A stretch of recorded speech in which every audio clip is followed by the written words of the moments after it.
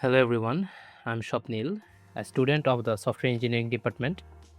Today I'm honored to present a comprehensive overview of the four pillars of object-oriented programming in Java.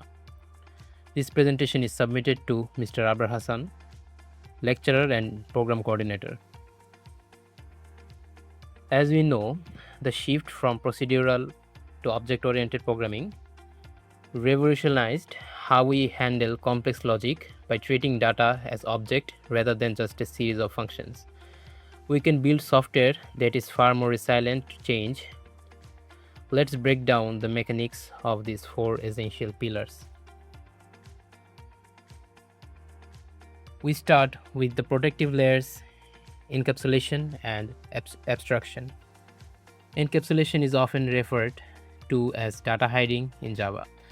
We achieve by making our class variables private and providing access only through public getter and setter methods. This prevents unauthorized external classes from corrupting our object state. Working alongside this is abstraction. While encapsulation hides the data, abstraction hides the complexity. By using abstraction classes and interfaces, we provide the user with a simple contract of what the code does, without forcing them to understand the intricate algorithms happening behind the scenes. Moving on to inheritance, which is primary mechanism for code reusability. In Java, we use the extends keyword to allow a subclass to inherit the fields and methods of a superclass.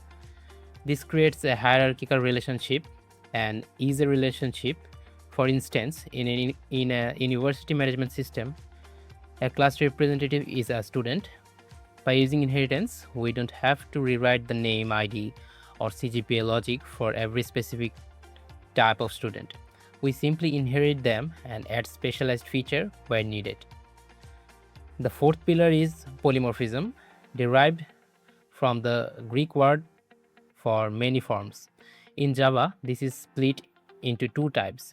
First, compile time polymorphism, achieved through method overloading, where multiple methods share a name but have different parameters.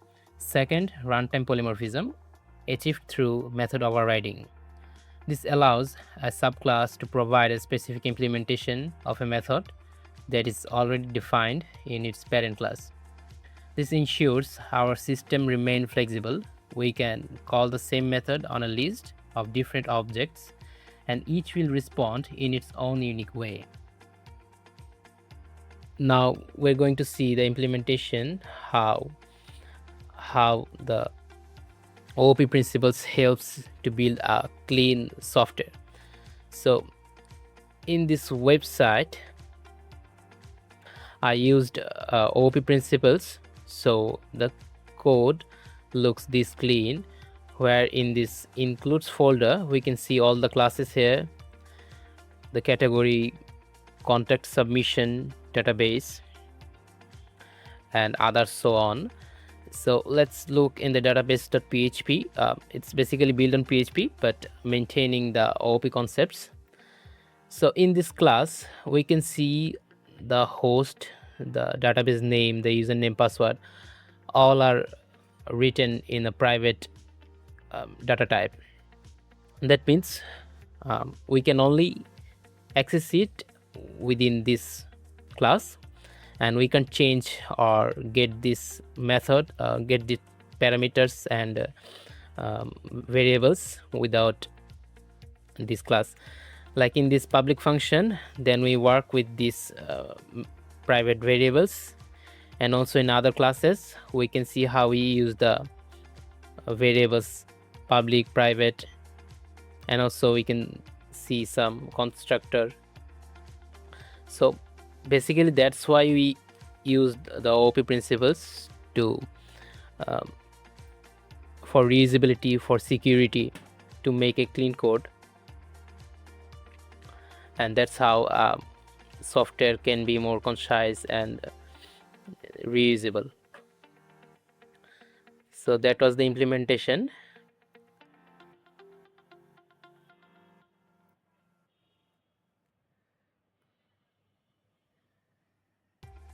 In conclusion, encapsulation, abstraction, inheritance, and polymorphism are not just theoretical concepts. They are the architectural tools that allows us to build high-performance industry standard applications. Implementing this correctly leads to cleaner code, fewer bugs, and easier maintenance. Thank you, sir, for your time and guidance.